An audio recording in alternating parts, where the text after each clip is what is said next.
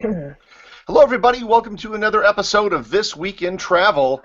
It's been a while, but we got the gang back together. My name is Gary Arndt, coming to you live once again from my mom's basement here in Stevensville, Wisconsin. And for those of you watching on YouTube, you can see the wonderful wood paneling in the background. With me again, as usual, is the man so nice they named him twice, Mr. Chris Christensen. How are you doing, Chris? I am doing well, Gary, despite just flying in last night from the East Coast. We tried to do it last week. We tried to do an episode last week, but Jen had something about not wanting to be on the air when she was puffed up like the Stay Puft Marshmallow Man. I don't understand that. Yeah, speaking of which, the woman who is this year's queen of the Pismo Beach Oyster Festival, Jen Leo. Good morning, everybody. Last week was my fault. We were all ready to go with Emily, and I woke up with my eyelids all swollen, and the only thing we can think of is that I had eaten some bad mussels, or 43, I suddenly have a shellfish allergy.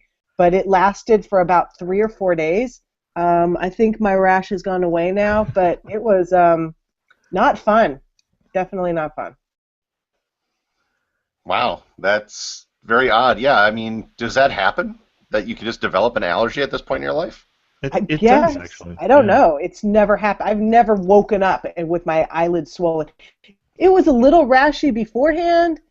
You know, I thought maybe I had had a bad eyebrow wax or something, but eyelids were swollen. And it wasn't so much that I couldn't have turned off my video and just done it. I was panicked about what can I do to fix this. That was where I needed my attention. And we got a very special guest with us this week. Every year we kind of do a St. Patrick's Day episode where we focus on Ireland. And this year we have as our guest Emily Westbrooks. She's the author of Delightful Dublin, and she's coming to us live from Dublin, Ireland. How are you doing, Emily? I'm great. Thanks so much for having me, guys. No, thanks for coming on the show. Let's go through. It's been a while since we've done a show, so we probably have a couple news items to talk about. This I thought was rather interesting.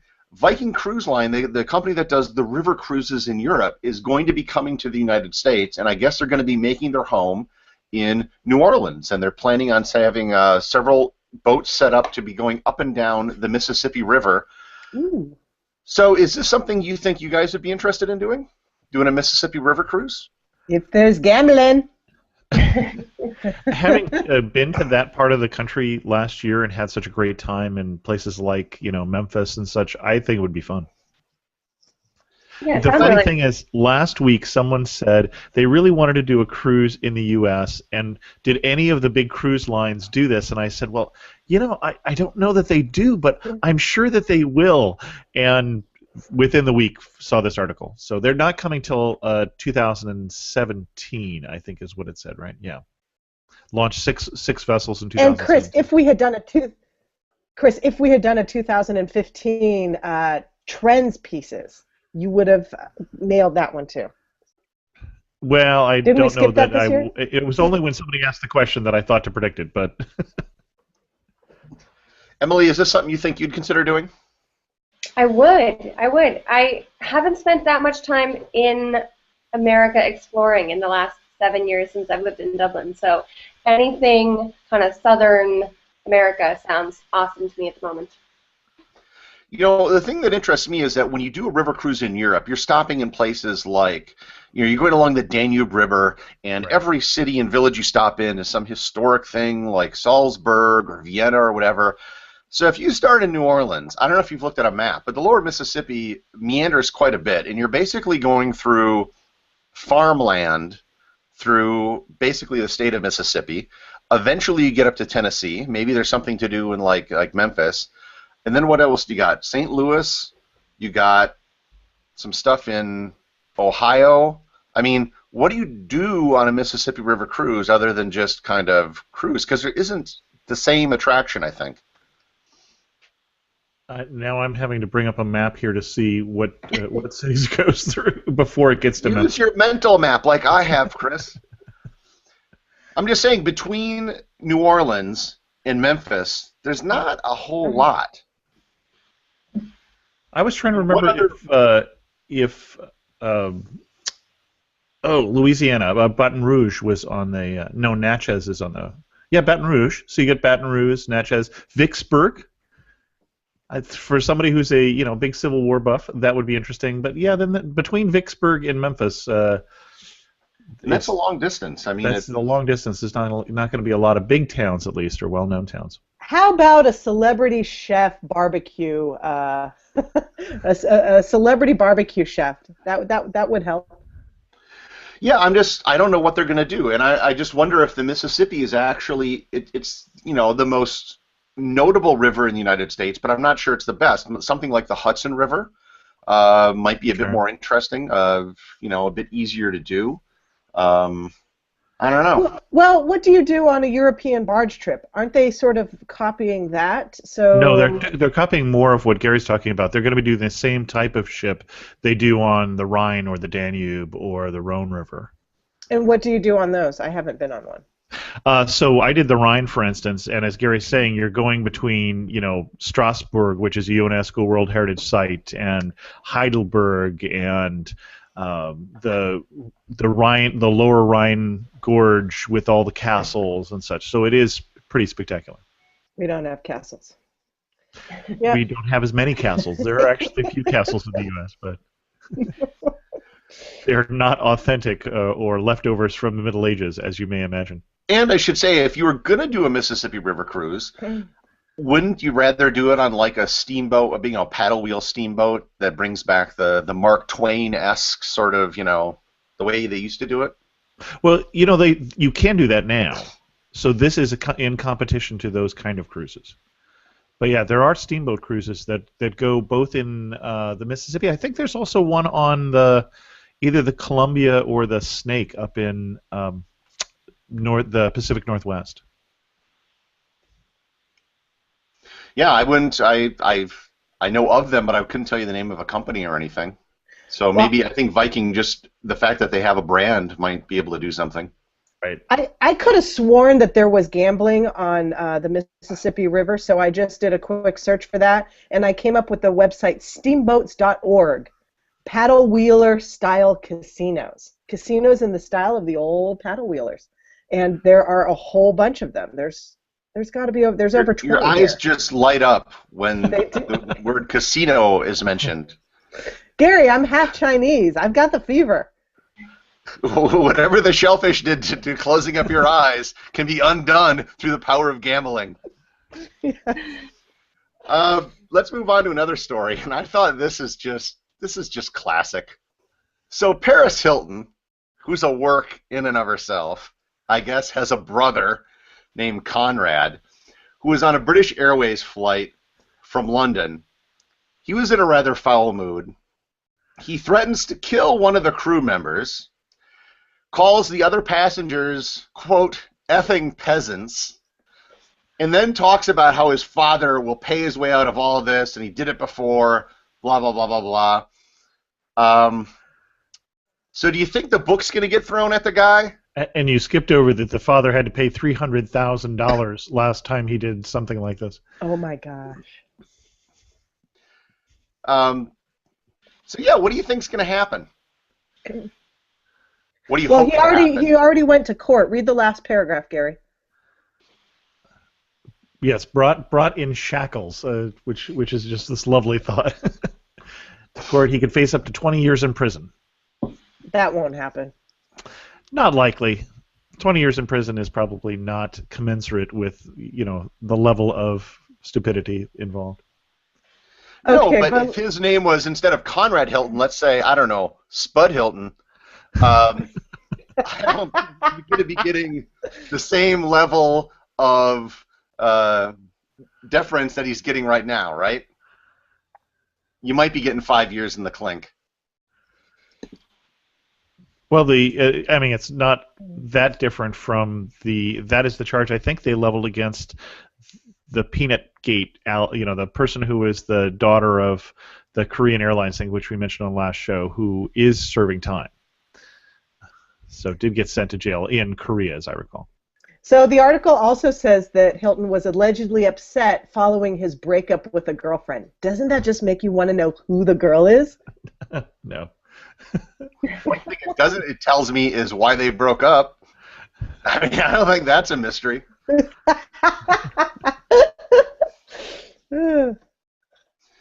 No, there's a whole category of people that I really just have no interest in. I don't need to know who Paris Hilton and Aura Brother is dating. I don't need to know anything about the Kardashians. I don't need to know Bruce Jenner's eventual gender. I don't care. But you must Emily- you must be grocery shopping, Chris, because you at least recognize these names and know which ones you don't want to know about. I could walk by them on the street and wouldn't recognize them though. Emily, Yeah, how much of this stuff do you get exposed to in Ireland? Are you kind of insulated from the Kardashians and all this stuff, or does that even get its way over there? It totally gets its way over here.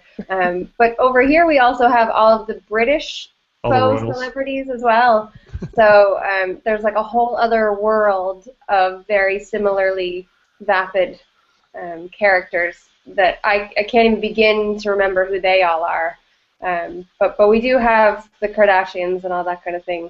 They are equally interested over here, I think. You get the Who are- wags too, right?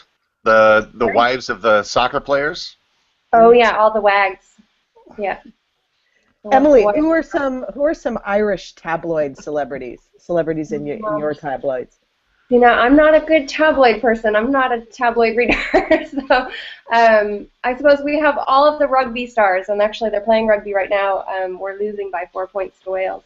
But all the rugby girlfriends tend to be a little bit celebrity over here, but we tend to do more British. But I mean, honestly, I don't even know any of their names. They kind of go right over my head. I think you have to grow up with it, maybe, to somehow remember any of these people. I have a proposal for a new Bravo series, The Hurling Wives of Ireland. There's We not could much watch money all in hurlers. hurling. I don't know how appealing the hurling players are. I think Gary was going for a little double entendre there. So No, I really wasn't. I was just kind of going for the hurling angle. But hey, if Honey Boo Boo can have her own show, then I'm sure they could do something like that. don't care. Jen, do you speak any Chinese? Just enough to order dim sum, Gary. Okay. Because we have another story here from Travel Mole about how Scotland is trying to rename some of the sites in Scotland in Mandarin. And this is a common thing. In English, we have words for places that aren't necessarily the native words. Like Munich is the English word for München in German. There's all kinds of examples like that. But some of the examples here were kind of great. So, I thought these were awesome. yeah, Glencoe in Mandarin would be Gu, which means splendid and beautiful valley. That's Chiyan Gu. The Q sound is a CH. Well, I'm glad you corrected me because I'm sure we're going to get some emails from people because I'm going to butcher all these.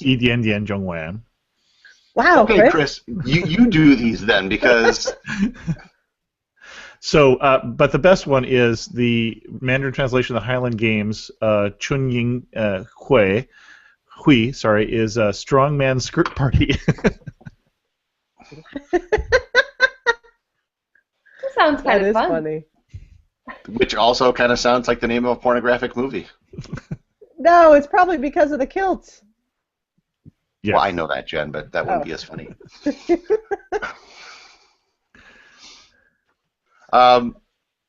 There's a hotel in Japan that wants to open up a hotel that is served by robots, humanoid-looking robots. And you kind of can't see this if you're just explaining it, but the example they have is really kind of freaky looking. I don't know if you've ever heard of this thing called the Uncanny Valley, but when you're creating things that are supposed to be human-like, if something is not human-looking at all, like it looks like a robot with metal skin and something, we can deal with that. And if something looks totally like a human, we can deal with that. But if it looks just a little shy of a human, it creeps people out. Yes. Like a mannequin or something. And that's what these things look like. And I just kind of wonder if this would actually fly, trying to look like a human but not quite, because I would just have nightmares if I went to this hotel. Yes. This. What do you call a female robot? Well, in the there a movies, the word for that? fembot, but I don't think that's the technical term. Well, We'll go this with one's that. name. What'd you call it, Chris? In the A movies, it's fem. always the fembots, right? Well, this That was fembot's name is Henna, and she does look like a mannequin dressed up in a suit with a tie and everything. The funny thing is, at this point, you don't really need. You're basically doing an automated hotel, right? Right. That you Kiosk. don't need a person there. Kiosk. You can do that with the vending machine in Japan, like everything else. So it's just weird. It seems like an only in Japan story would you do that instead with a, in Japan or maybe Disneyland, a little auto animatronic here. So. But doesn't it just feel a little bit like a girlfriend doll? I don't know. I mean, I've never seen a girlfriend doll, but when Gary? you look at it, I don't know. Jen's the expert here. oh. Let's do Moving one right more along. story before we move on. Kimpton Hotels is going to be offering their guests a selfie stick during their stay. And I'm not sure if this is a wonderful idea or the worst idea in the world. I think it's a smart idea for them in terms of getting people to take pictures and say nice things about Kimpton. I think it's a smart marketing idea. And I'm not a Agreed. huge see. I've had a selfie stick before they called them a selfie stick, way back 10 years ago, before you had your cell phone taking pictures with cameras. I don't Back use. then you called them a stick. Yeah, exactly. So I went to Best Buy. I have two stories with this. I went to Best Buy this week to get a little tripod because I have fallen instantly in love with the whole meerkatting thing, and so I wanted to get. Hey, what? What is the meerkatting thing? This is where you pop your head up and. So meerkatting is a new live streaming app. It's called @app Meerkat. It's an iOS app, and it helps you live stream video on Twitter. So there's a bunch of early adopters doing it, and so anyways, I've myself and Cora have become instantly enraptured by this, especially the guy who's at the top or near the top of the leaderboard, @Vincenzo Landino, and he is doing karaoke like every night, but he's some social media guy. So it's anyway, I'm completely enraptured by it. And so I wanted to do some meerkatting, and I wanted a tripod. So I go to Best Buy and I said, I need a tripod that'll fit my iPhone and also my GoPro. And so they said, oh, well, we have it right here, but it's not here. Let me go get that for you for another store. So I'm all excited. I've got the rush of the meerkat. And so I drive down 20 minutes down to Encinitas to go pick up this thing that I bought for $50, and they come out with a selfie stick that was this long. Yeah. It's even farther than my laptop screen. So they come out with this selfie stick, and I just said, yeah, that's not going to work. So I took it back, but I would be thrilled to have a selfie stick at a Kimpton hotel. The article also said that IHG bought out Kimpton, which I didn't know. We I love talked the about it on the Kimpton show. hotels. Okay, well, I had forgotten. And but I went to a hotel last weekend, a week or two ago in San Diego at the Andaz Hotel. John surprised us with a little staycation night on the town, and we got the best family picture from a human. We asked a human to take our picture instead of reaching our arm out, and we got a really great family photo. So as much as I want to embrace selfies and the selfie stick, it also pays to ask other people to take Well, a picture. first of all, I'd like to thank you for donating the title of the show, The Rush of the Meerkat. But Yes! I think one of the reasons that I don't use the selfie stick is my arms are just like way the heck long. And I have those with me all the time. Yes, you don't have that issue. That and I just don't take selfies. So problem solved there. Let's bring Emily into this. Emily, what's the gadget? Are selfies big in Ireland? The tourists seem to be. I mean, the sticks are popular. I mean, selfies are probably just as popular around the world as they are in Ireland. I feel like sometimes you think we're off it, like in Timbuktu. I mean, it's it's all available by the internet all the time. So we are totally inundated with selfies and selfie sticks. And although meerkatting is new to me, I haven't seen much of that. So maybe that hasn't hit us yet. Are you on Instagram, Emily? I am. I am. Tell us at your Emily Holmes. Hello? Sorry? One more time. Oh, sorry. I'm at Emily Holmes on Instagram, yeah. Which must be your maiden name. Is that your maiden name? Actually not. It's my old middle name, and then when I got married, I moved my last name to my middle name and put my old middle name on Twitter and Instagram, and I kind of kick myself for it now, but it's stuck now. So I do get called Emily Holmes quite a lot, but there are worse things. And I actually was more Irish before I got married. I'm Westbrooks now, but I was Boyle before. And I'm curious, did you not use your real last name for safety concerns on social media? No, it was purely because I just didn't want to give up on Holmes, which is a family name, and so they'd given it. Okay. My parents had given it to me as a middle name, so it was only sentimental. Okay. All right, then. This is probably a good enough time to start talking about the focus of the show, which is Ireland. So you've been living in Dublin now for 7 years, you said? Yeah, nearly 7. It'll be 7 in November. So what made the decision for you to move? So when I got married, I married an Irishman who is actually also an American. It's a tiny bit complicated, but kind of a fun story. My husband moved to Ireland when he was 6 weeks old. He was born in Chicago, and his parents are American, and his dad was moving to Ireland for a couple years to play professional basketball in Ireland, which most Irish people are a little bit surprised at, even that there was enough money in Irish basketball in the 1980s to bring people over. So they were bringing over Americans to be like the ringers on these Irish basketball teams.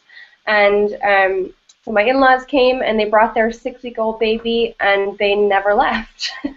So Wow. 2 years later, they live about a mile from us, and they had 4 more kids here. And so they sent all their kids to college in America.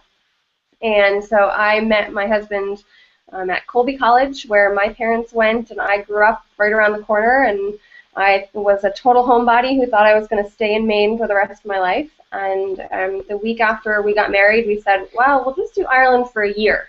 Like, we'll have a really great European adventure for a year.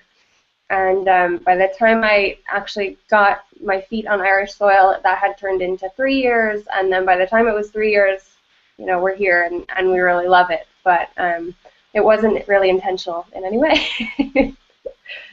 So has anyone pointed out to you that as an American moving to Ireland, you kind of did it backwards?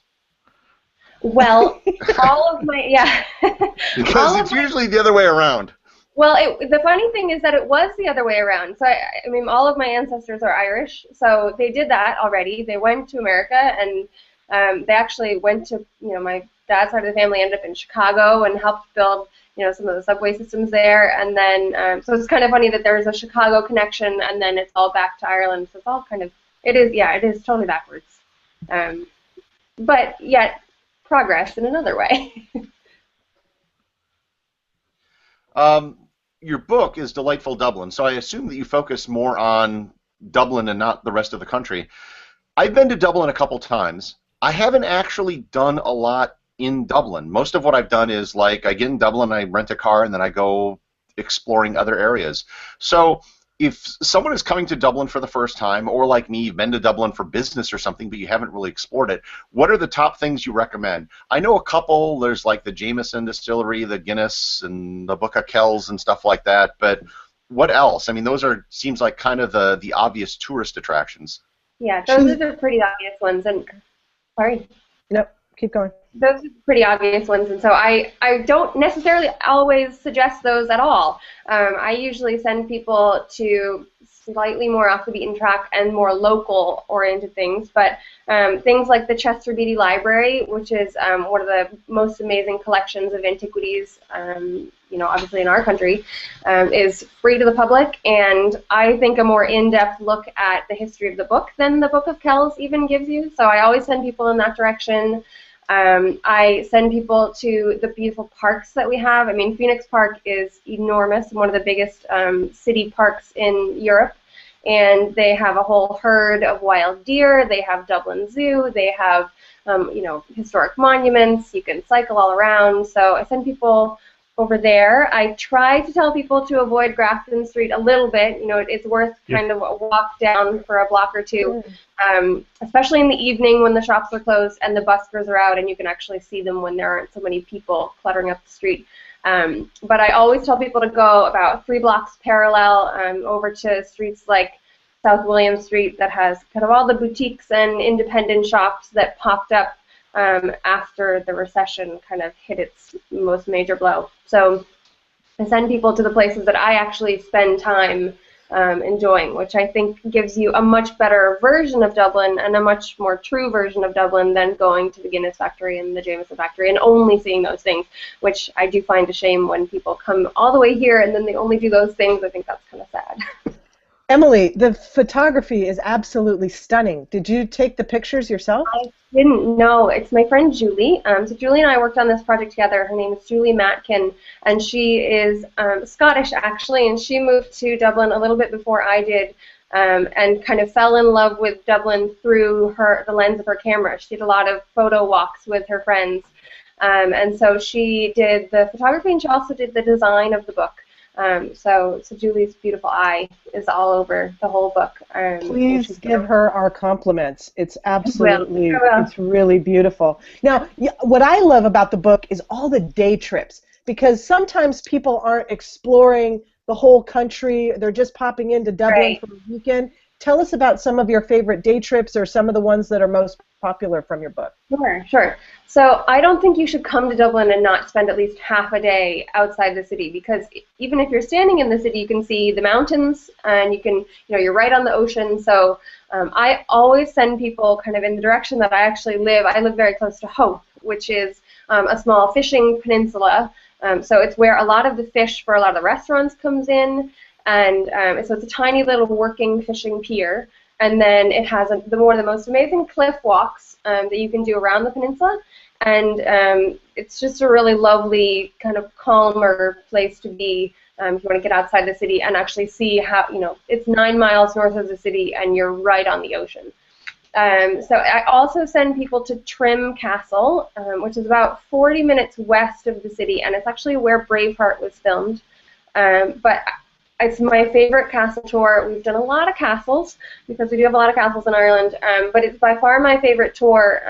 The people who give the tours just are so lovely and nice, but give you tons of good information about older history of Ireland. So I think I've done that tour about 7 times, and I always learn something new. And you can walk up all the different levels of the castle, so you get a better sense of what living in a castle was actually like than if you just see, a hunk of rock that's, one side of a castle that used to be there. You can actually get a little bit better sense of what a castle really looks like. But day trips are, I absolutely recommend them to people, especially because you can get pretty far without having to rent a car if you're nervous about the driving on the other side of the road. Ireland's a pretty small island in the big scheme of things, and I know that I've been able to drive from Dublin all the way up to like Giant's Causeway in the course of a day, or even, if you wanted to go visit Belfast, it's only like 2 hours away? Like an hour and a half to Belfast. Yeah, it's not bad driving anywhere. And now that the motorways connect all the major cities, the really painful, windy driving is kind of going away a little bit. So you can get nearly everywhere in a day. I think a lot of people think, oh, I'm going to Ireland for a week, I'll drive around the entire island, which I think is pretty ambitious, and I'm not sure you get the best out of the places you end up by doing it that way. Yeah, I've kind of done it, and you're right. If you're on, not on the motorways, it can be really slow because they're windy, it's 2 lanes, there's no shoulder, you got the stone walls and everything. Yeah. But if you're going from, say, Dublin, I think, to Cork, and I think Galway has a motorway or something. Yeah, absolutely. That you can go to those cities relatively quick. You can. Sometimes it's when you're going from, say if you drive from Dublin to Galway and then you say, oh, well, I'm just going to zip down to Cork. It's when you're going along the western side of the country from city to city that it can take you hours and hours of, pretty exhausting driving. But yeah, if you're just going over to Galway for the weekend, amazing. It'll take you, an hour and a half, and it's a great little weekend trip. And Cork is the same way. When you get west of Cork, it could take you quite a while. And I've had a lot of drives where there are sheep blocking the road or there are cows blocking the road, and you just can't quite predict what is actually going to happen when you get a little bit off the motorways. Although west of Cork is definitely worth seeing. When we were there, we went down to Kilkenny and then over to the Dingle Peninsula and up to the Cliffs of Moher and through the Burren and then up to Galway, and that was probably 5 days, something like that. And that wasn't a bad pace. Yeah, no, that 5 days sounds about reasonable for doing the west side of the country. But yeah, no, I wouldn't miss it by any means. Oh yeah, it's lovely. Give yourself more time. Stay longer.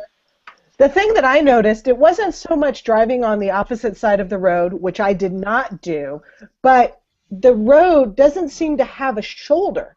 So sometimes, and I can't remember where I was driving around, but there were stone walls that butted up right up against the side of the road, and it wasn't like it was in a straight line. The walls would be going like this, so your road would be constantly changing. You definitely couldn't. I just want to give a shout out to the wonderful, wonderful driver that drove us around was Liam Hughes and Corey Teratuta, which is how we met Emily. And so Corey and Liam have a cottage over there. I believe it's called the Knockahopple. And they do tours, I think, during the summertime. Liam and Corey are of the Irish Fireside, and we usually have Corey this time of year. So I just want to give a shout out to the guys. They are doing their art shows where they're selling their beautiful, beautiful jewelry. And they have a new format to their podcast on the Irish Fireside, which I can't wait to jump over and listen to. They're starting to open their segments with some really funny stories from Liam, and their audiences are totally loving that. So if you haven't dropped by the Irish Fireside lately, please do. But they also have a walking tour guide and an app, Remarkable Places in Ireland, as well. So there's a shout out to the Irish Fireside. Thank you guys. We love you lots. Yeah, thanks, Corey. Emily, St. Patrick's Day is coming up. You're going to start your morning eating some Lucky Charms. You're going to probably listen to some U2, have some green beer. What else? Did you do anything special for St. Patrick's Day? What's really funny is that, for the most part, everyone I know and everyone I'm friends with, we are going to sleep late because it's a national holiday, and then probably have some brunch, and then make our way to the pub eventually. So pretty much any day. Yeah, like a Saturday. So, although I was in town last night, and all the buildings are being lit green, so everything is starting to have that green flavor. And there is a big parade that happens in the city centre in Dublin. The one fun thing about St. Patrick's Day is that the country parades are actually where it's at. So if you can make it out to a country parade in one of the tiny towns, they're a little bit more fun because you can see more, and you can see who has a new tractor and all that kind of hilarious stuff. Now, Emily, when you were talking about Dublin, first of all, I did like the Chester Beatty Library. We did get to that when I was there. Good. But you didn't mention a pub in Dublin, and you're certainly going to spend some time in a pub, because the pub culture in Ireland, I think, is one of the things we enjoyed most. Yeah, absolutely. And it's not like I'm a big drinker or anything, but it's a fun place. Yeah. To hang out. Yeah. Do you have a couple favorite pubs in Dublin area? I do. I was just chatting with the owner of Mulligan's on Poolbeg Street, and we had a really fun conversation talking about all the old family-owned pubs in the city. And so Mulligan's was absolutely high on my list. There's another pub called Gravediggers. It's right next to Glasnevin Cemetery, which is another thing that I usually send people to. The Glasnevin Cemetery has a great tour, but then just outside the gates is Gravediggers Pub, and it's been the set for some ads and some movies, and it's quintessential in every sense of the word. But what I found from living here, which is kind of nice, is that you go to the pub you can walk to. Right. So that's your local, and you see your neighbors, and it's hard to replicate that experience in a pub in the city where, no night is the same with the same group of people. But no matter what, in a pub, you're going to get that same kind of vibe. I always kind of try and recommend to people that they, have the Guinness, wait till it all settles at the top. Don't take a sip until all the bubbles have hit the top. I've done a lot of writing about how to blend in, and so you can get the most out of your pub experience. But the funny thing is, I don't even drink beer, so I'm a little bit more either, but they have a lot of great ciders in Ireland as well. So they do, and a ton of craft beer now and craft cider. I'm more of a wine drinker, and I'm not sure I'm ever really going to get a lot of Irish wine, but. What is your favorite Irish dish? Because if there's one thing Ireland is probably not well known for, it's food. I think it kind of begins and ends with boiled cabbage and potatoes. So that's what we're having tomorrow. So if that is your impression of Irish cuisine, what are people missing out on? Oh, dairy. All the dairy. I would just say if you come to Ireland, have yogurt for sure.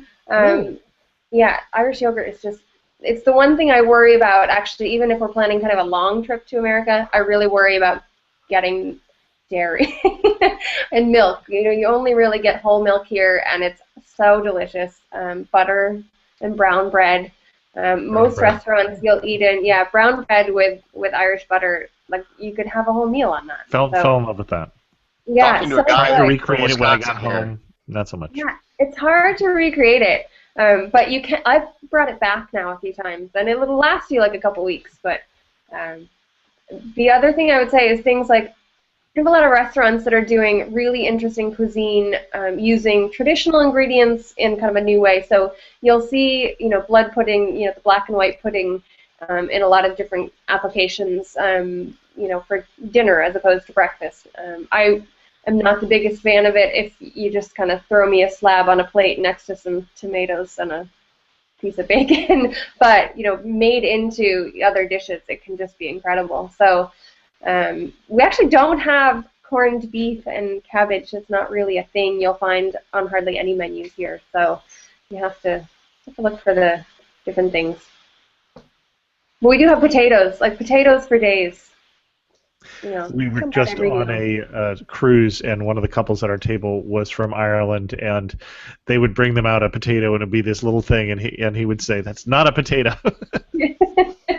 We were at a wedding actually, and they came and they served, the main course, and then onto each table they put a big bowl of mashed potatoes, and then a big bowl of French fries, and then a big bowl of roasted potatoes. So it wasn't enough that you were just getting, a side of potatoes. It was 3 different options for potatoes at all times. It sounds like Forrest Gump talking about shrimp. Yeah, it really is very like that here. You've lived there for 7 years now, and Ireland, in the years before that, has undergone a big transition. It used to be one of the poor countries in Europe. Then it underwent the Celtic Tiger transformation. The economy got very hot, kind of moved into becoming one of the more expensive places in Europe, and I think the economy's cooled down a little bit.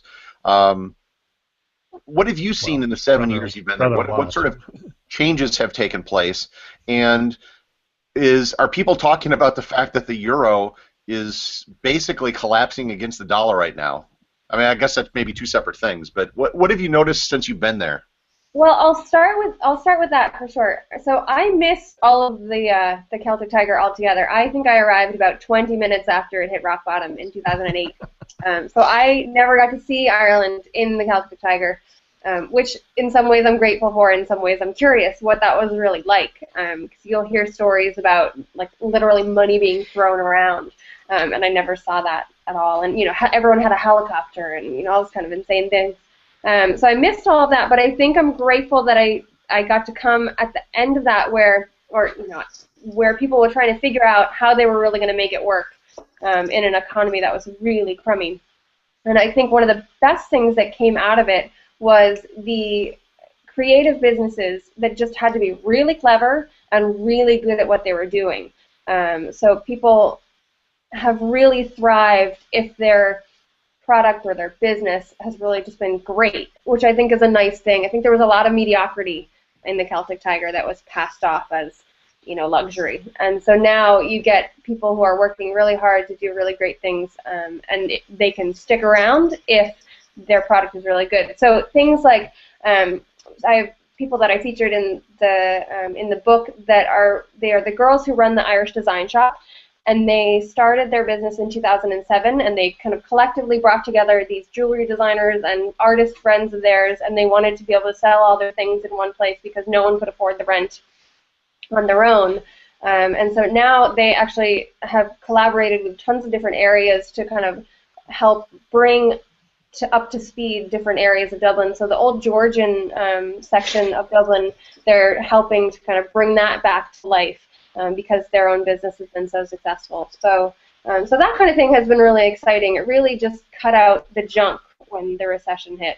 So I think that's better for everyone. And then, of course, sorry, go ahead. The other part of my question was with where the euro is at. So I just so right now went online and checked. It's down to $1.05 against the US dollar. It's great news for Americans, I guess. Yes. Oh, yeah.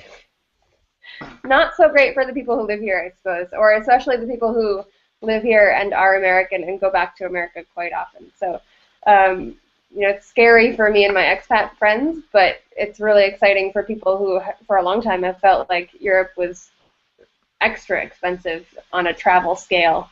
So, I mean, it feels like there are a lot of visitors in the last couple weeks. The winter's ending, and so I think hopefully Ireland will really feel the benefit of that, because I can't think of another great outcome of having a euro the same with a dollar. What's your favorite time of year? If someone were traveling over for the first time, what do you think is the best season to be in Ireland? My favorite season is actually autumn. I think the weather tends to be more reliably good in, say, September and October. You tend to get better fares and flights, so you might pay less to get here, and then it's not quite as busy with tourists as the summer months are. And the weather can be beautiful and just as warm, especially in September. It can be just as warm as we ever get in the summertime. So you don't get the dramatic leaf changing that I would be used to growing up in Maine, but you do get kind of a harvest feel with still kind of an Indian summer feel to it. So I would always say come in September, October. I just think the kind of March time of St. Patrick's is just still really dreary. Like, it's pretty gray out there right now today. So, but I mean, no matter what, you're not going to be too cold, I don't think, any time of year that you visit. But definitely, the warmer months make exploring outside a little bit nicer. All right. Any more about Ireland before we move on? Jen, Chris? I loved it. That's about the only thing I'll say about Ireland. Was just going back and looking at some of my pictures while Emily was talking, and it was a beautiful trip. Really enjoyed it. Yeah, it's a wonderful country. I just have to ask Emily, have you been to Skellig Michael? I haven't. The day that we were close to going, it was too choppy. It is, yeah. I got a pleasure of going there a couple years ago, and it was not just my favorite thing in Ireland, but one of my favorite things in Europe. And it's off the ring of Kerry, is that right, Kerry? Yeah, and it's going to become super popular once the new Star Wars movie comes out, because that is where Luke Skywalker, as a Jedi hermit, was living. And it's this rock that really it should be in a James Bond movie, because it's where like a villain would have his hideout, because it's this jagged peak and it just looks really imposing. But there used to be monks that lived there 1,000 years ago. So it was a really incredible spot, and yeah, I highly, highly recommend it. But as Emily noted, you have to take a boat to get there because it's an island. So like the day I went, it was like drizzling the whole day. So you're saying it was in Ireland? Yeah. And I think on the best of days, it's a bumpy boat ride. On the worst of days, they just don't run the boat. So you have to have luck as well when you're heading out there. Emily, I have a totally far-fetched question. I was just in our, we did an episode with Paula Froelich of Yahoo Travel, and I was telling her about Joseph Conrad. He's not O'Connor, Joseph O'Connor, Sinead O'Connor's brother. No, wait, is it Joseph Conrad? Joseph O'Connor. Sorry, guys. Conrad anyway. I'm sure there's a point in here someplace. Yes, there is. He did this hilarious book about traveling across the U.S. to go see all the Dublins, and I absolutely just loved his writing, but I sort of stopped following. Have you heard of him before as a writer No, at all? I haven't. No, okay. I'll have to look him up again. I think he had a newspaper column or something. I mean, this is going back many, many years, but he was really, really funny. It sounds like a super idea, actually. I think Irish people would be really into that. We'll bring it back to your book. Do you have any day trips that are related to cycling and bicycling around? No, not in the book. I'm not a cyclist, so it wouldn't be my area of expertise, although we see a lot of cyclists all the time now, and I know that there are trips specifically for cyclists, but we don't have any in the book, actually. We talk a little bit more about hiking, because there are some really great hikes out in kind of Glendalough, Wicklow Mountains area, just south of the city, that is only about a 45-minute drive to get to. So we talk a little bit more about hiking and walking, but not so much cycling. So I'll have to look into cycling trips. Well, I think you have almost 200 favorite hotspots, so we have I can't wait to put your book in action. Oh, I would love that. I would really love that. I think it took me a little while to really love Dublin, and now that I do, I just can't shut up about being kind of a cheerleader for it. So I love when people get here and they're able to see more than just the typical sights that you would otherwise see. All right, then. Let's move on to our picks of the week. Chris, you got anything for us? I do, and this is going to be unusual because I'm actually going to pick a purse. A purse? Not one that I have been carrying, but is it the Louis Vuitton or the Prada? It is not. It is not. No. Actually, I did some work. PacSafe, PACSAFE, sent us some things to review, and my wife took this. And for those on the video, it's a purse that she was carrying. I say we were carrying. She was carrying when we were in South America in the recent trip, and we were in Buenos Aires, where there was a lot of when you're in this neighborhood, be careful of your belongings, sort of warnings in different places. Thoroughly love Buenos Aires, but this is a purse that has built-in a metal strap in the strap, so you can't cut the strap and steal it. Ooh. The zippers tie up into or clasp into something that makes it harder for them to be opened and somebody grabs something out of your purse. It even has a metal line container to keep RFID, protect your passport or whatever is in there. And it was a nice size for traveling, that she could carry whatever stuff she was carrying, plus a bottle of water that we were sharing, plus my iPad mini that we'd throw in there, but it wasn't huge. So it's a pack from PacSafe. Great tip, Chris. Yeah, they make a whole line of products that are basically designed to lock stuff up or prevent slashing and pickpocketing and things like that. Right, and it's funny when you're in one of those places where they've warned you. You're walking through the train station or something like that.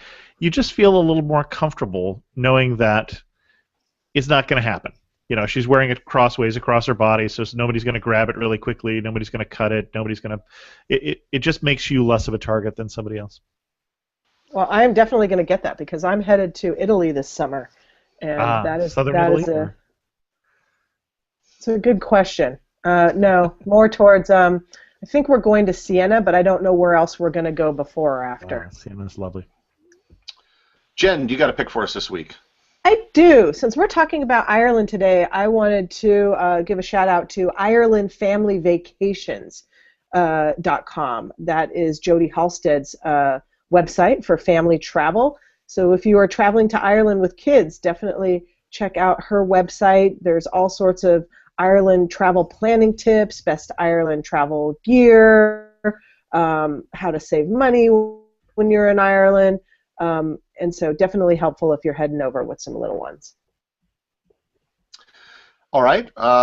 My pick this week is a little place south of the United States called, that a lot of people haven't been able to visit, a lot of Americans, on an island, and it's Haiti.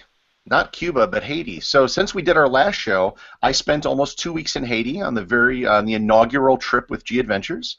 Got to see a lot of the country, and Haiti is a place that when you bring up the name, the first thing people think of are bad things. They think of the earthquake. They think, they had an AIDS crisis in the 80s. They had dictatorships. It's a very poor country, and it's just not a place that a lot of people think of for tourism. And when we were there, we didn't see a lot of tourists either. Almost every foreigner you see is with an NGO or the United Nations or a missionary group. Pretty much all of them. And when we told people that, I was a tourist, a lot of them were quite surprised because they just don't have people there visiting. But I think it's a place that has a lot to offer, especially if you're a well-traveled person. And there are some very interesting places in the north, up in the mountains. We visited a place called the Citadel, which is actually the largest fortification that was ever built in the Western Hemisphere. Sans Souci Palace. Down in the south, some of the beaches were absolutely fantastic, and there is nobody there. We had an entire white sand beach to myself at one point because nobody else was swimming.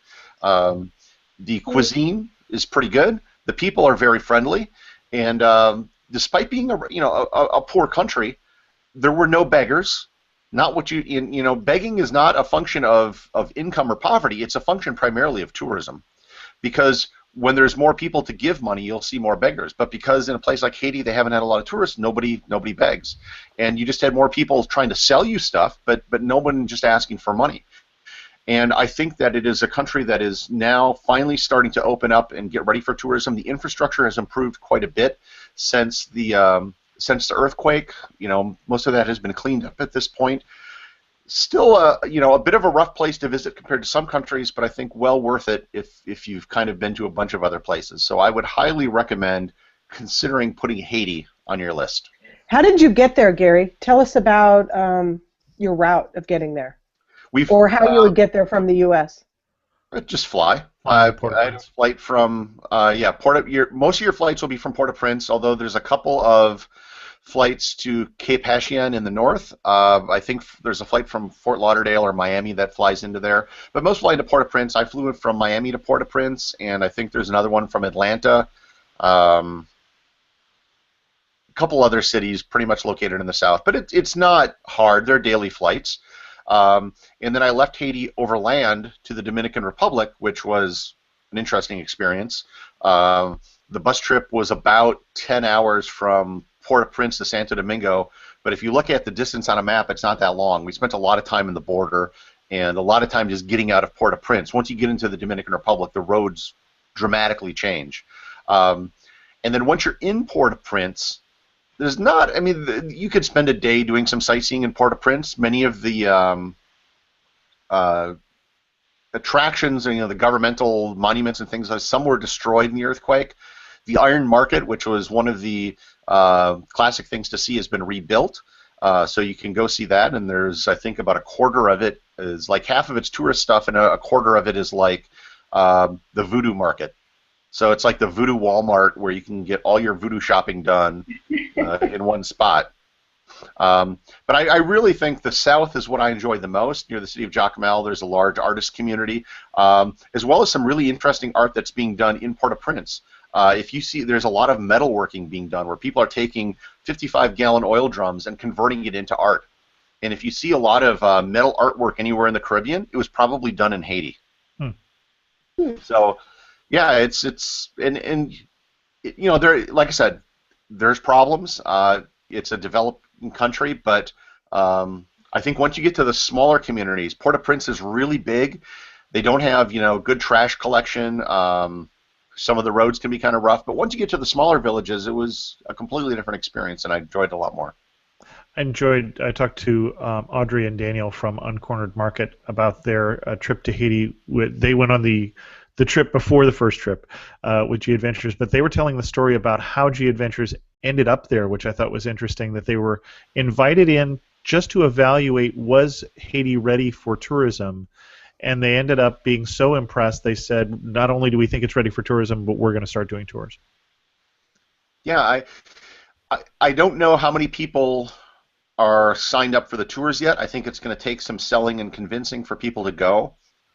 But like I said, the hotel we stayed at in Port-au-Prince, I got talking to the owner, who was an American with a Haitian mother and came back to run the hotel, that a lot of the visitors he gets who are real just travelers are very well-traveled people. Mm-hmm. Like they've been to 100 countries around the world, and then they decided to come to Haiti.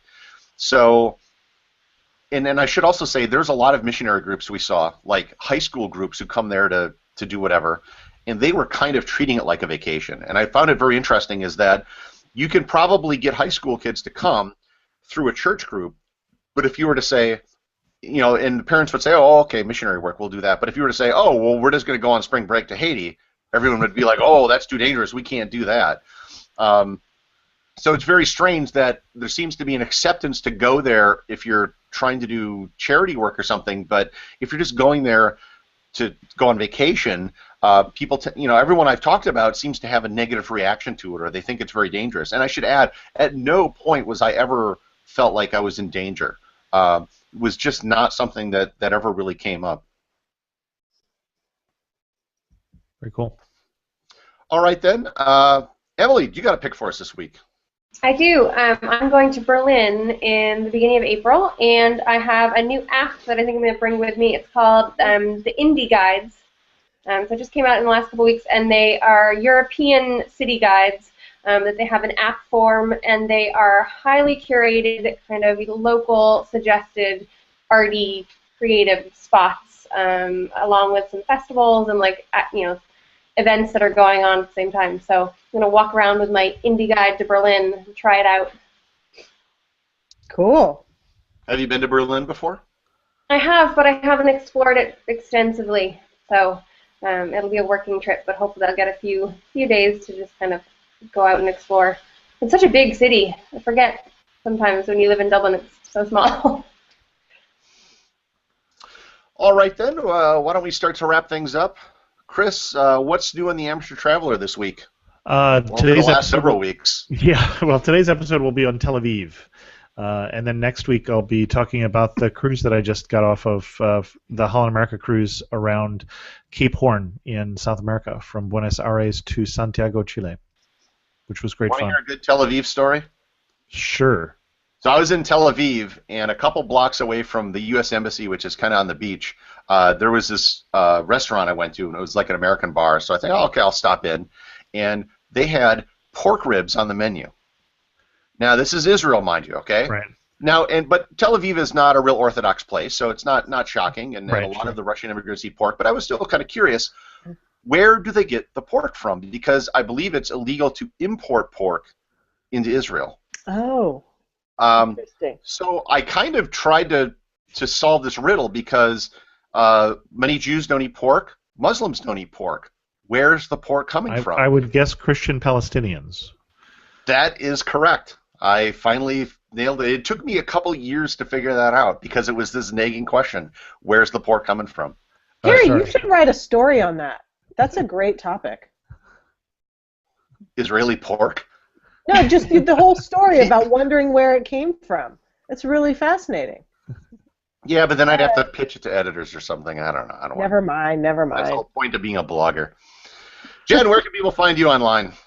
You can find me on Twitter at @JenLeo, where I will be doing some meerkatting, and if I can find some good Wi-Fi, I will be meerkatting from my RV.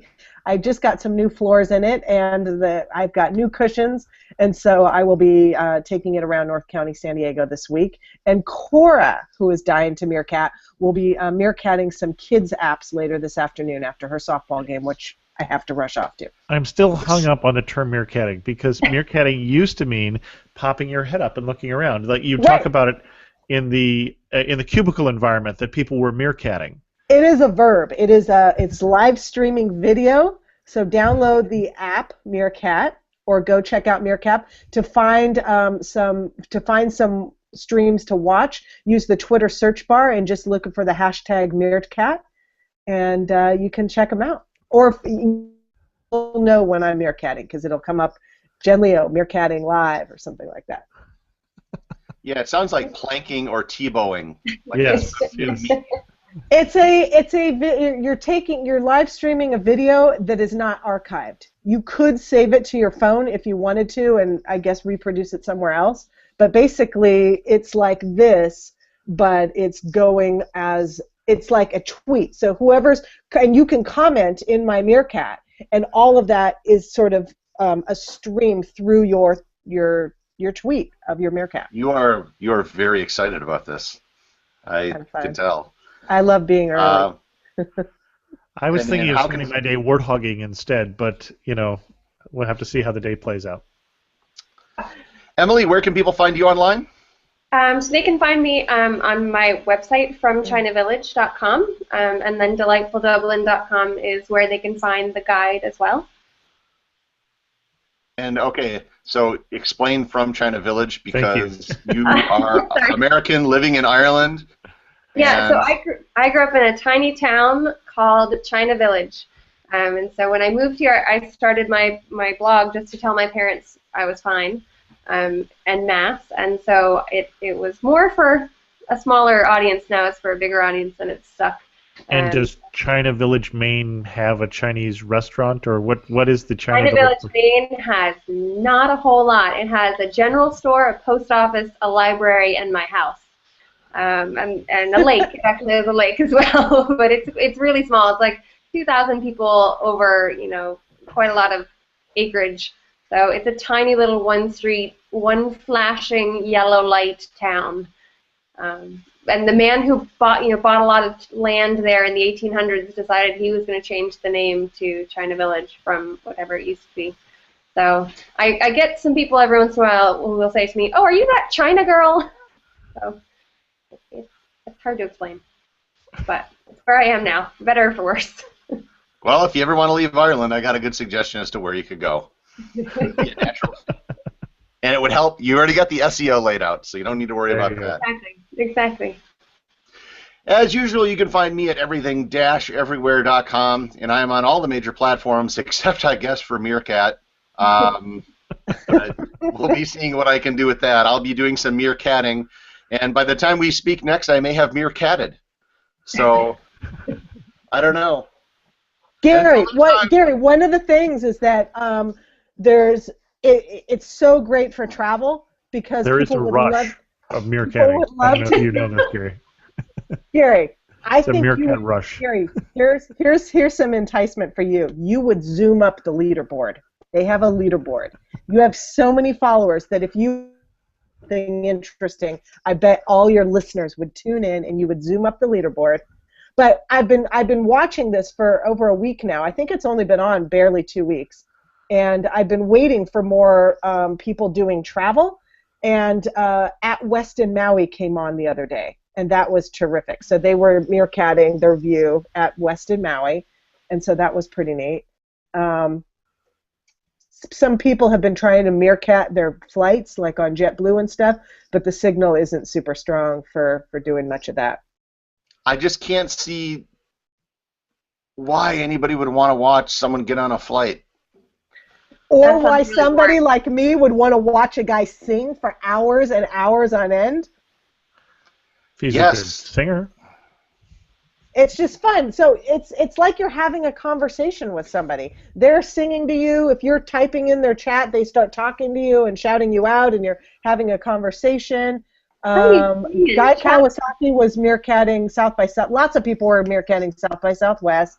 Who else was doing it? I'll probably be doing. It's really just webcams and live streaming, except from the phone. Yeah, you're live streaming from your phone. I never got into that either. I tried to do it once when I was in a mine in Poland, and if I recall, someone didn't record it, and ever since then I've been burnt, and I never wanted to return. Yeah, you wouldn't want to have that happen. Well, tell So G anyways- Adventures, Gary, tell G Adventures to start doing some meerkatting of some of their tours. I'm going to say Because when I that start would doing be- video, I'm going to record it so that it gets played by more than just the people who are online in a week right now. So. All right, guys. All right, we need to kill this. Until next time, get outside and Meerkat from Dublin, Ireland. I'll work on it.